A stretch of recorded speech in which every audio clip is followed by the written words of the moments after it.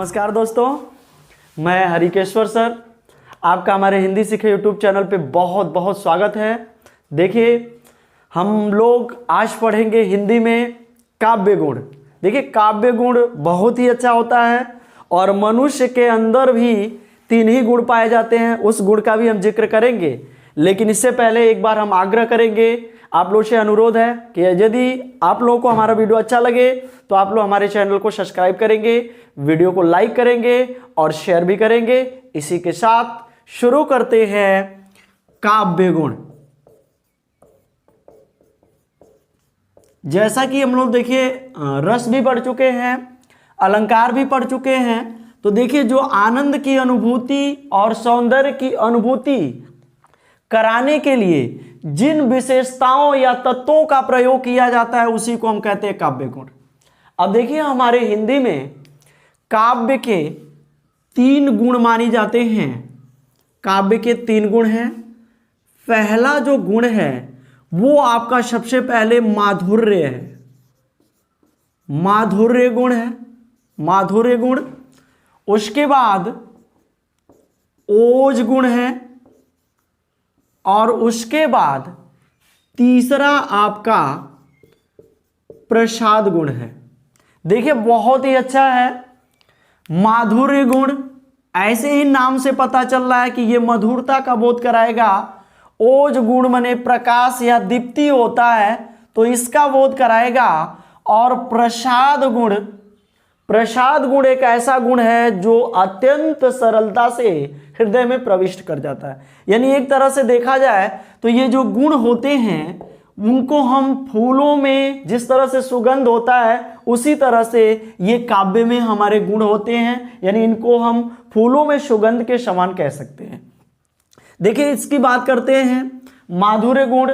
चूंकि देखिए ये सब रसों में मिलता है और हम इसलिए आपको ये पढ़ा रहे हैं क्योंकि क्वेश्चन अब ऐसे भी बन रहे हैं कि ट ठ ड वर्ण किस गुण के अंतर्गत आते हैं या आपका वीर रस में कौन सा गुण पाया जाता है। तो इस तरह से इनको जानना अत्यंत आवश्यक है।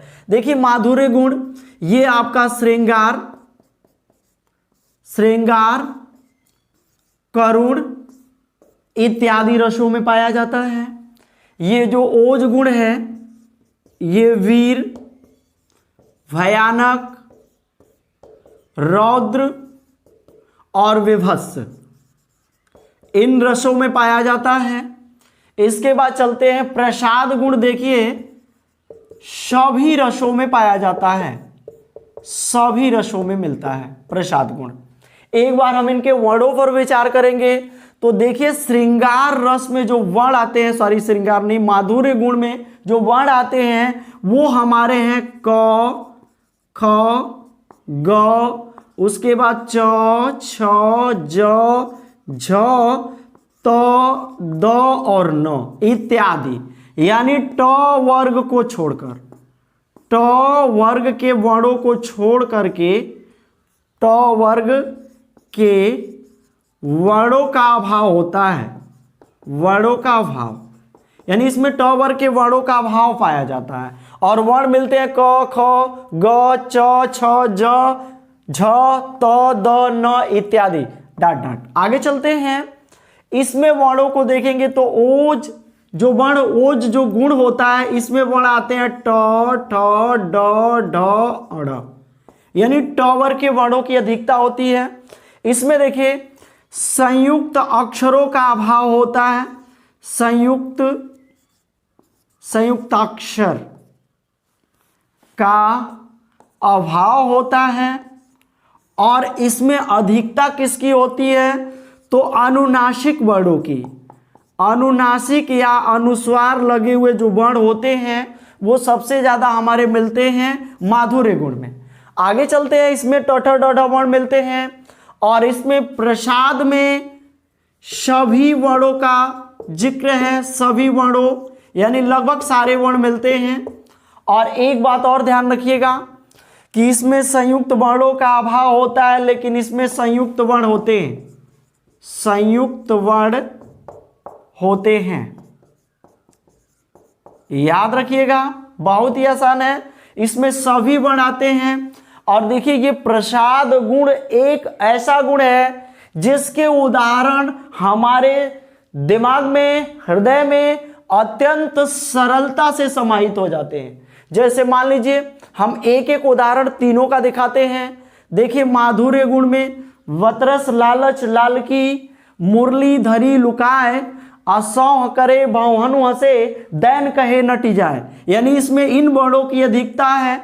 यदि वीर रस की बात करते हैं, ओज गुण की बात करते हैं, जो वीर, भयानक, रौद्र और विभत्स, हम आपको रस पूरा पढ़ा चुके हैं और सारे रसों का उदाहरण दिए हैं। उसमें भी आप इन वर्णों का देख सकते हैं प्रयोग। जैसे मान लीजिए एक हम लेते हैं, वीर तुम बढ़े चलो, देखिए ढ आया, धीर तुम बढ़े चलो, सामने पहाड़ हो, सिंह की दहाड़ हो। देखिए इसमें ट ठ ड ढ वर्णों की अधिकता होती है और संयुक्त वर्ण आते हैं, याद रखिएगा।